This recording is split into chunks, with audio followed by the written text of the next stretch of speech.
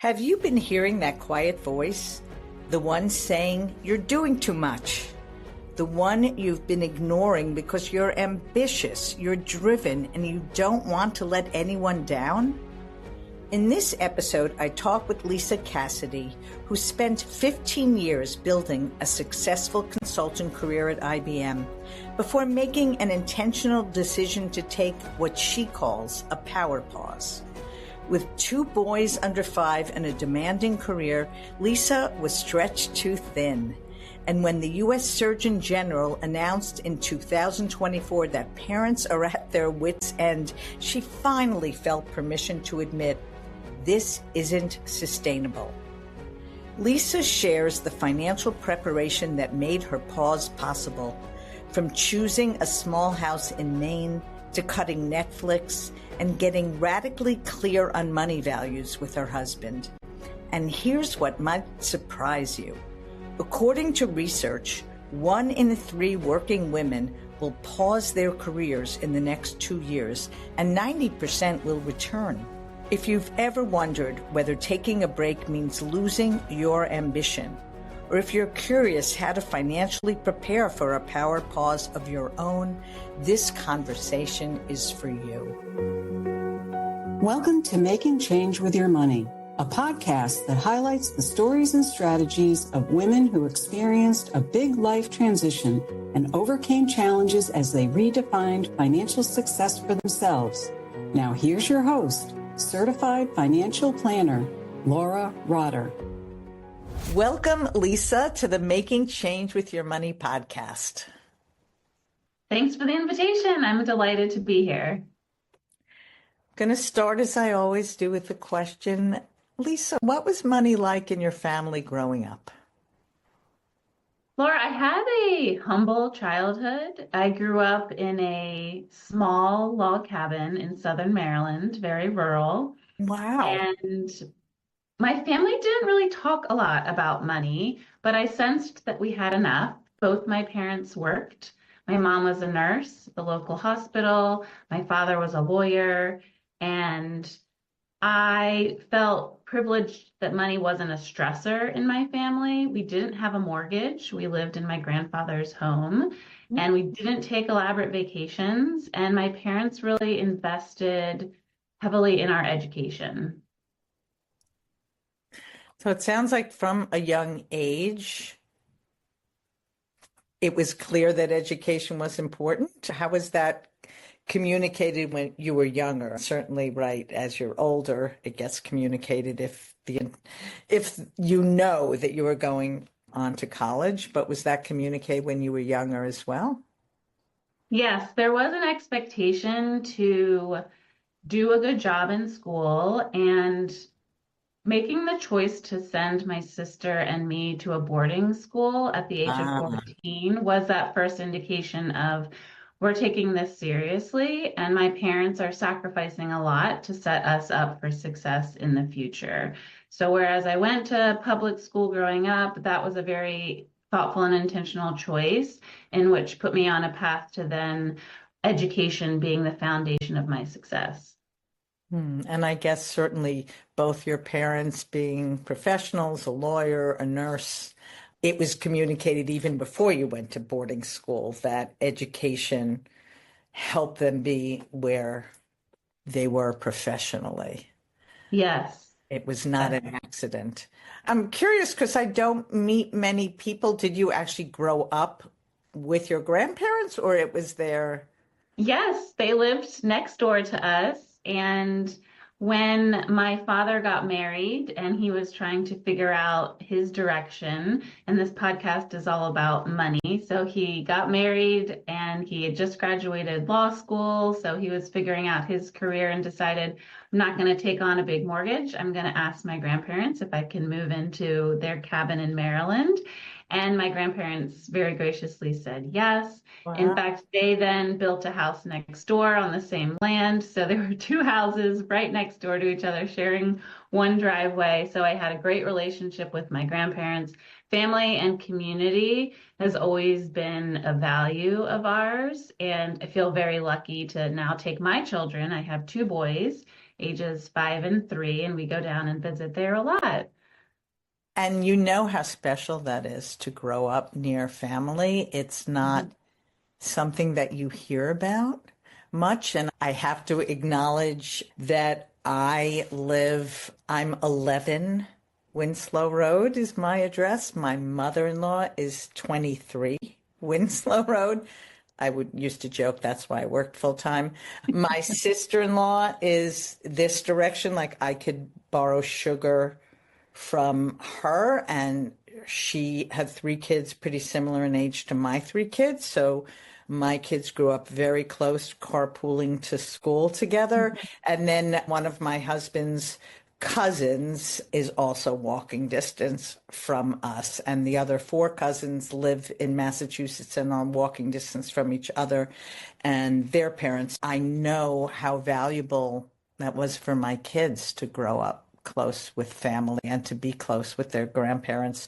My parents were not walking distance, but still 30-minute drive away. So very much acknowledge and appreciate how valuable that kind of experience is. So what was your trajectory? Did you have an idea of what you wanted to study, what you wanted to be when you grew up? Yes and no. I joke because when I was in elementary school, our 5th grade yearbook said, "What do you want to be when you grow up?" And when it was published, I was looking around at all of my classmates with their picture and saying, "I want to be an astronaut. I want to be a dancer. I want to be a artist." And mine said middle school, high school, college. Because I knew education was going to be my path, but I wasn't quite sure where that would lead me. And I kept a lot of options open. So I went originally to study engineering at Bucknell University in Pennsylvania. It's a great engineering program. I really enjoyed math in high school. And so I took calculus and physics and engineering courses my first semester, and I decided this isn't quite right. While I was learning a lot, it was challenging, a little too challenging for where I wanted my career to go. And I felt like something was off. So I went into my advisor's office and I said, "I don't think this is quite the right fit, but I don't know what else to do." And he handed me a book of all of the courses at Bucknell. So this is dating myself a little bit. It wasn't electronically, it was a physical book. What And he said, "Why don't you flip through and read some of the descriptions and see what sounds interesting?" And it was a wonderful opportunity at a liberal arts school to then, I took a theater class, I took a geology class, I took an economics course and a creative writing. And so throughout that exploration, I was then drawn to the economics course, and it was a way to still draw in some of the financial skills that I liked, and then also have a little bit of creativity with the team building and the presentations. And so I ultimately ended up studying business. Interesting. I want to reflect. I was a math major when I started in college, and I don't know if this was your experience, but I felt like math became very theoretical. It was like I had liked probably that like math gave you an answer. Suddenly at the more advanced levels, it was really philosophy. Yes. Okay, no, this isn't what I signed up for. I'll never forget when my Calculus 2, Professor Farmer was his name at Bucknell, and he said, "Okay, everybody, we're now going to turn our pages sideways because it's going to be such a long equation that we're going to have to use the page sideways." And I thought, wow, this is going in a different direction. And economics was a way. I went to Barnard College of Columbia University, and the only way, like you couldn't major in accounting or something. So economics was the closest you could come to using math, if you will, in a major. So economics was your major? Business, the management school at Bucknell, and I loved it. I loved the teamwork aspect. I love getting to try on different leadership styles in groups. they have a wonderful course there. It's Management 101, where you come together with your class of 30 and you pick a role within that class and you design a product together. You also do community service as a project and you figure out how to work together to come up with, make a profit, be able to give back to the community. And it was a small sample of what it's like to work in business. And I loved it. I loved the creativity of it. I loved working together with others and then being able to share with the broader classes too. Oh, that's great.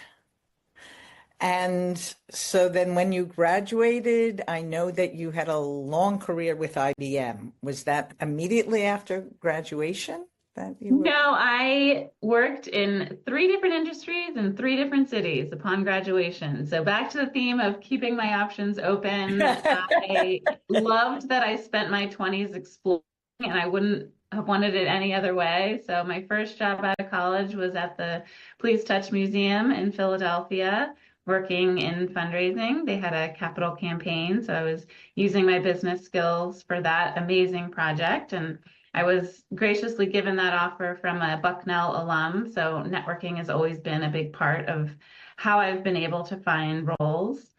From there, I moved to London and I worked at UBS Investment Bank in HR, a wonderful 1 year opportunity there through the Mountbatten program. And then I moved back to the States after my work permit ended, and I worked in Washington, D.C. at a nonprofit. Oh my, those are such disparate opportunities, Lisa. I have to say, I really think fundraising is such a great skill set to have. Mhm. Sounds like both you were identified as someone who had the skill set, because it sounds like you were recruited. And then the other opportunities are all so different. What is the common theme slash skill that you have that you feel like you brought to each role? As I was reflecting on what I wanted to take into my next chapter when I was doing all these roles and figuring out how do these come together, one, I knew that I liked variety. I liked working with different people and being able to build trust quickly and make an impact. And that was evident by three different roles in three different cities. And so that started steering me towards consulting work of, oh, I could do this as a profession, work with different clients and work with one organization. So definitely the relationship piece was key, building trust quickly, the variety, and it's always been about the people that I work with. Loving the people that I surround myself with gives me such energy. Hmm. And that has led me in each of the moves is going into interviews and really assessing, do I feel a connection with this person? Do I have fun with this person? Do I want to work with this individual?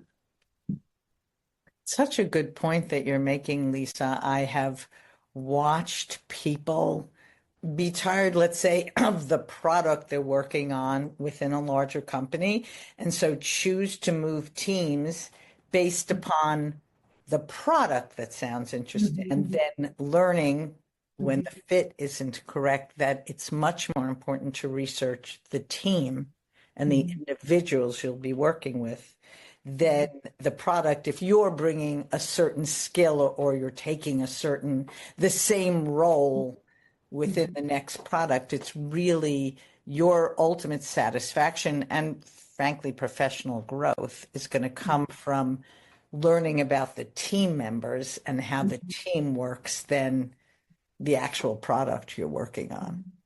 Yeah, I think ultimately it's about knowing yourself and knowing what motivates and inspires you as a professional and as a person. And through these experiences, I've learned, oh, I really value relationships. And that is key to my happiness in a role. So it took a few roles and jobs and teams to figure out that is critical for me. So using that as a criteria as I'm looking for my next chapter. Love it. And so what I'm hearing is it's important to know yourself. And certainly that's not always easy at a young age Mhm. when you're Mhm. still trying to figure out how does the working world work and how to the politics within a company work. And so having enough, I don't even want to call it self-confidence, but a sense of centeredness to know who you are, what your strengths are, and what's important to you to thrive in an organization.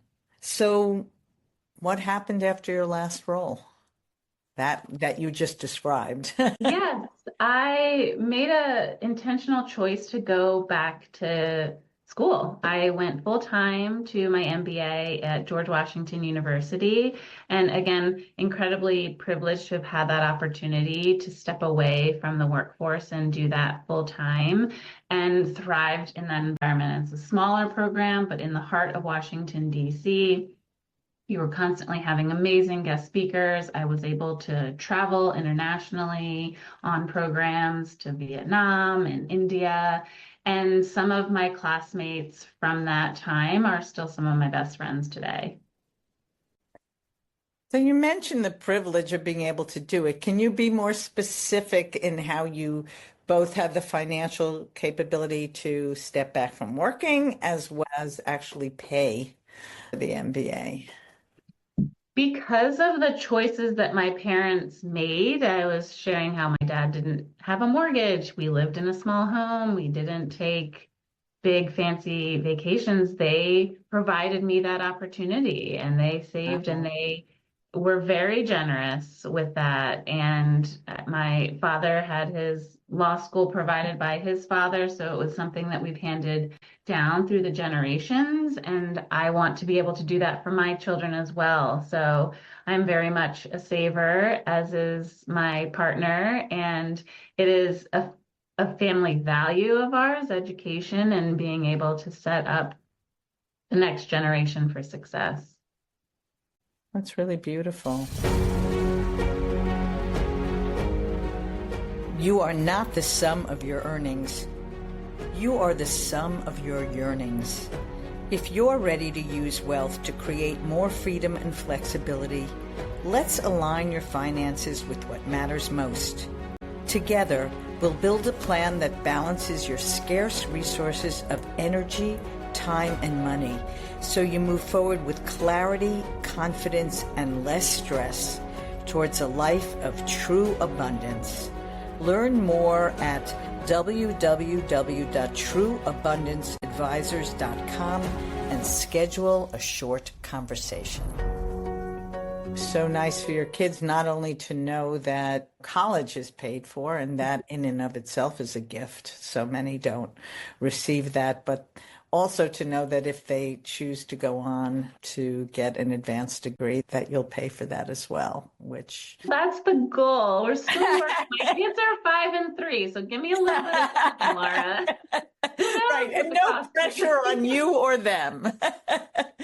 And yet not everybody has that as a goal. I will share, I have clients I'm working with that do have the ability to pay for a master's that their child is going for, and they grew up culturally feeling like, no, she's got to have skin in the game, we'll help out. And I'm like, you could pay for it. And it's, no, culturally, that's not what I want to do. They paid for college, are not prepared to pay for the master's degree. So everybody has a different, grows up different culturally and has different intentions. But yes, your kids have a while, one thing at a time.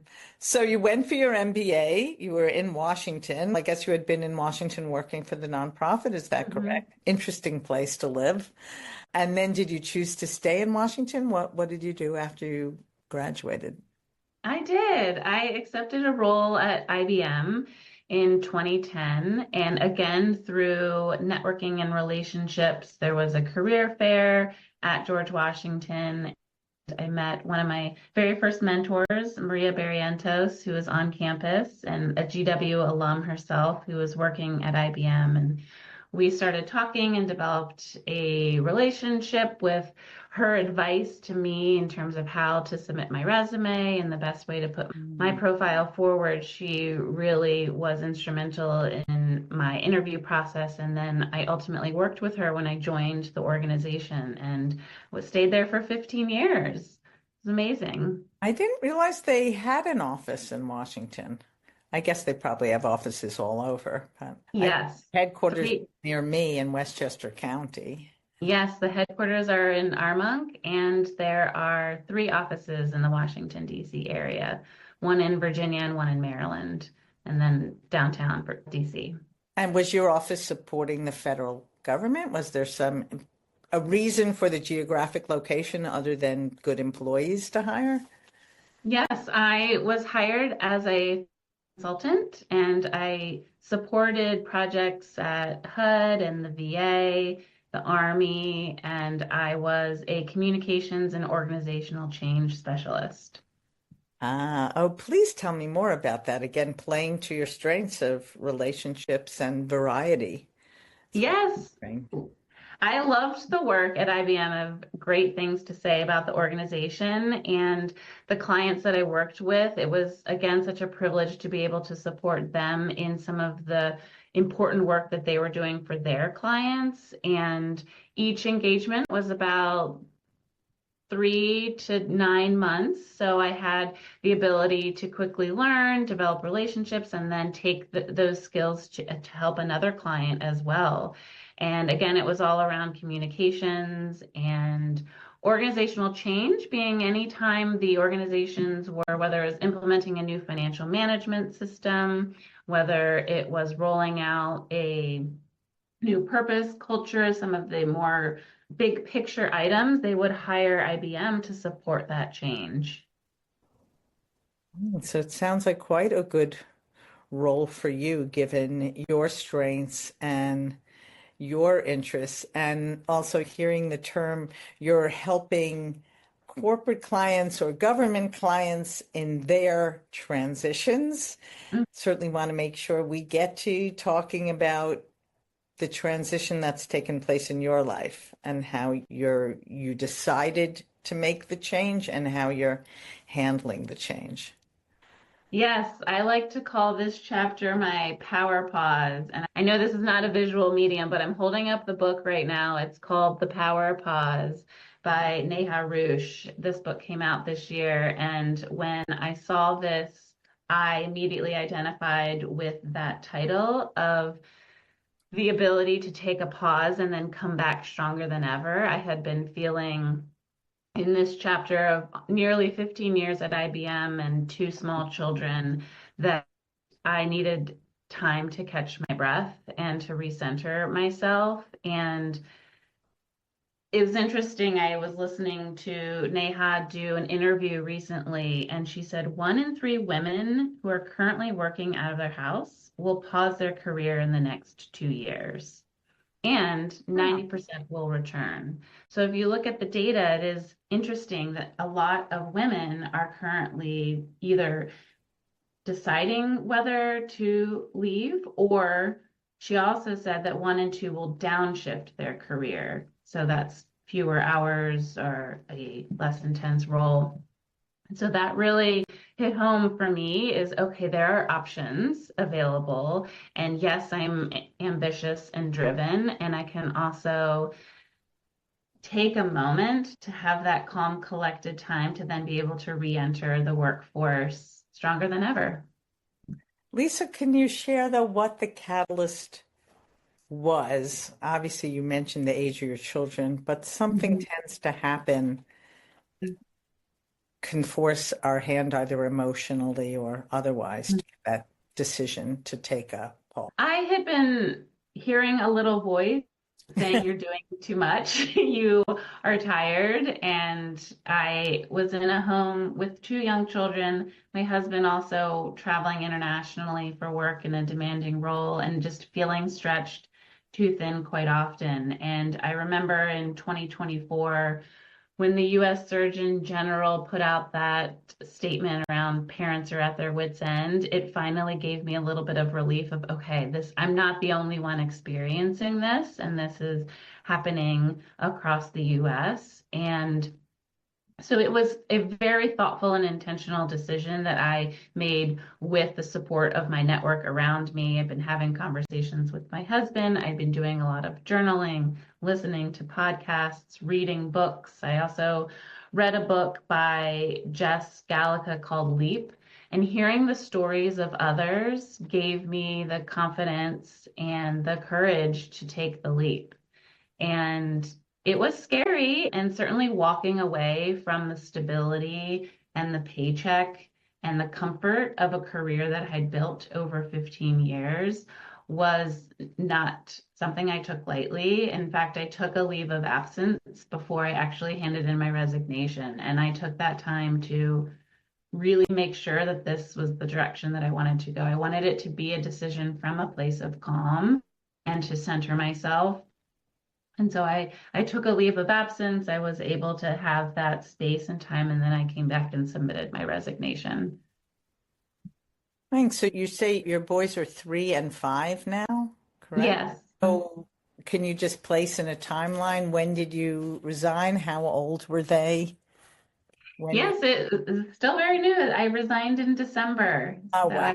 it's just been 3 months. And so they were 5 and 3, and I was going through that transition of getting my child into kindergarten in a new school and figuring out the logistics of all that goes into being a mom of young children. And it is a lot right now, especially on working moms. And I have amazingly supportive partner and system around me. And I was tired and I needed that pause to figure out where I wanted my career to go. I know that I will have a bright future, and I feel incredibly privileged to have this time to be able to pause and take that next intentional step, which I am still figuring out at this time. Lisa, you again have used the word privileged, and Mhm. you are a thoughtful woman. So, what kind of thought or preparation went into the financial aspect of taking this time? Yes. And I know this podcast is making change with your money. It was a big piece of the decision. And my husband and I are savers at heart. We like to save our money. So since we met, I've learned so much from him in terms of investments and how to be smart with your money. We also made some very intentional decisions about the home that we live in. And when we met, we were dating long distance, and he was in Maine and I was in Northern Virginia. And we intentionally decided to build our home and our family here in Maine, where the cost of living is a lot lower. And we bought a small house and we send our children to the public school at the end of the street. And so all those decisions helped me be able to make this choice. Yes. And we had to get really clear on our money values as a family. And in fact, in this Power Pause book, there are a series of questions. It says Power Practice, define your money values. And my husband David and I went through each of these questions and we answered them together as a family to really decide. One of them is, how is money handled in your family? So the very question that you ask at the top of your podcast, we had that conversation too. And how do we want our children to understand money? And it was really helpful to get on the same page before making that decision. Oh, I love that. And I'm definitely going to link to the book in the show notes. Yeah. I have to share, I felt it very powerful. And one of the reasons I do it with clients to share my money story with my husband and hear his. And now we're married quite a long time. So we've gotten better about managing money together. But he was raised by parents that grew up in the shadow of the Depression and watched his or learned that his academic father had left his academic career to sell insurance to businesses, pensions to businesses, so he could support his family. And so his message was, you make decisions to support your family. I grew up more children of the 60s who watched my father go from profession to profession. He went to law school. When I graduated from high school, was a corporate lawyer, then an individual lawyer. Everything he would say, it's a beach day. I'm going to blow off meetings because you only have so many beach days. So his message was, money is a tool to be happy and enjoy your life. And we grew up with very different messages, which led to a bit of conflict when I changed my profession because I wasn't happy. What does happiness have to do with your profession. So I think it's really important to understand the different money stories we grow up with, and helps us understand how our significant other makes money decisions that might differ from how we do. And it's also nice to hear the resource that you had. And I do appreciate that this Power Pause has brought my husband and I closer in terms of our values and figuring out how are we going to spend money, how are we going to spend our time. Let's be really thoughtful about what we decide to do on our weekends and get really clear on what monies are coming in and what monies are coming out. And we knew generally in a sense, but with this decision, we had to get really specific and make those oh, okay, we're going to spend this amount of money on things for the children and this amount of money on groceries, and how can we carve out? We decided not to pay for Netflix. We decided not to have a cleaner. We cut out a lot that we didn't need to try to simplify our life in this phase of one salary. Thank you. I know you to be an ambitious woman. What's your intention for this next stage? I'm excited to find out. I have approached this next chapter with curiosity and an open mindset. And again, the number one thing that's driving me is relationships. And so in my resignation email that I sent to my contacts at IBM, I said that I was gifting myself this power pause and that I would love to talk with anyone in your network who you think I might have a connection with in the areas of organizational change, communications, purpose. And so from that, I received introductions to a lot of amazing individuals. And so I filled my first few months with having a lot of one-on-one conversations, and also allowing myself a little bit of downtime to journal, to walk, to pocket, to let my nervous system settle from having been in a fast-paced environment for so long. And so through those conversations, it's steering me towards organizations that I feel really aligned to. And I'm excited to see where the future is going to take me. I haven't made any decisions yet, and I can't wait to share when I do. I'm really moved to follow the fact that you've mentioned journaling a number of times, Lisa. Can you just speak to that? I think it's important for all of us, especially when we go through periods of change of self-definition, to have practices. And that's clearly a practice that helps you. Can you be more specific about what journaling means to you? Yes, it's a time to quiet the mind. And I live in a very busy house with two young boys and a very energetic dog as well. And I worked with a coach named Shannon McGorry, and she helped me with some of these journal prompts as I was going through this transition. And I, in fact, hired her in March of 2024, knowing that I was getting ready to make a decision. And she helped me not only with the journaling prompts, but it was a lot of self-reflection in that time. And so it was journaling and also having conversations with her to get clear on my values and the steps that I needed to take. So in some of my journal prompts that she would give me, it would become clear how important that money piece is to a decision like this. So in my mantra, inspiration to action, when I would journal and say, okay, I need to get clear on this money piece, what actions can I take to get that clarity? And working with her, I would say, okay, I need to have a conversation with the financial advisor. I need to figure out exactly how long of a break I can afford to be able to still pay our bills and continue saving in the way that we want to save. So those journaling and the career sessions helped me get inspired to then take the right actions that led to this decision. I love it. Thank you.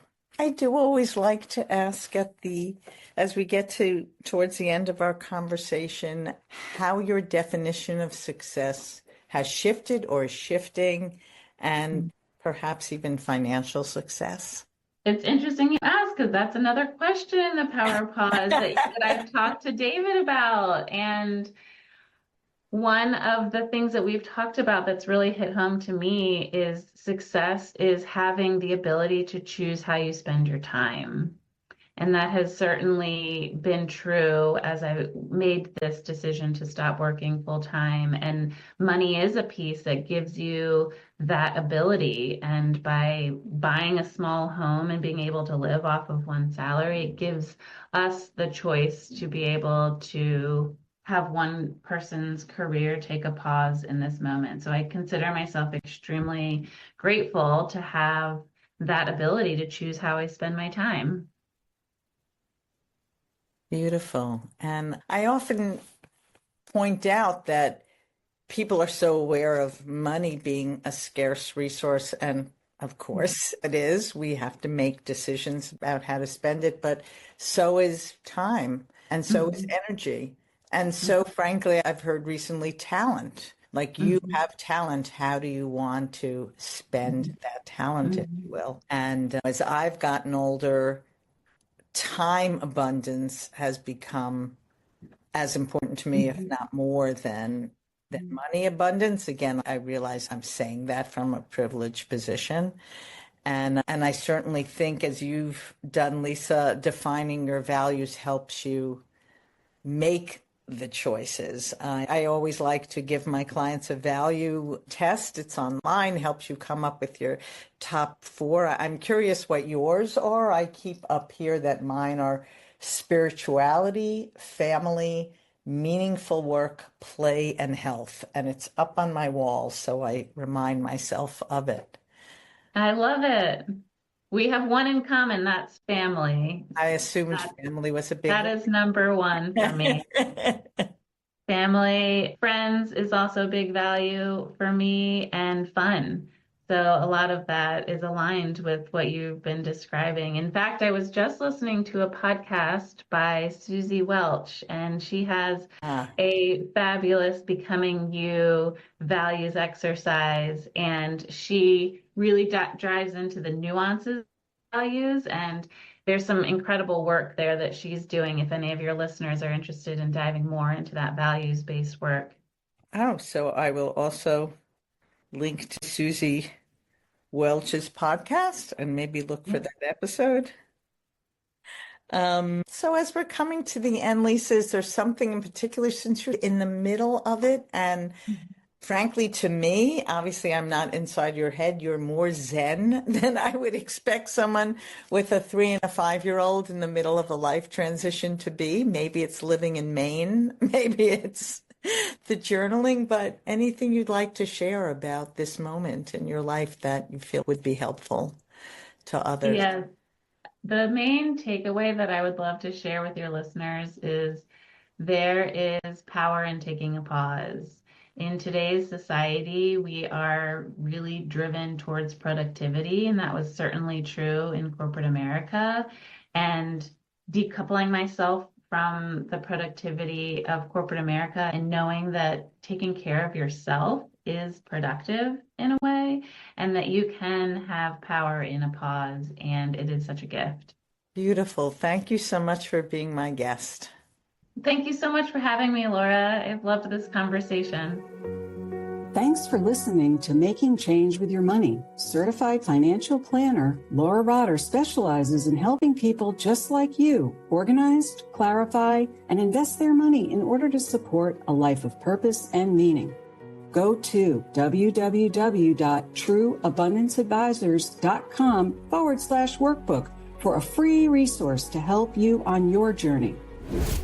Disclaimer, please remember that the information shared by this podcast does not constitute accounting, legal, tax, investment, or financial advice. It's for information purposes only. You should seek appropriate professional advice for your specific information.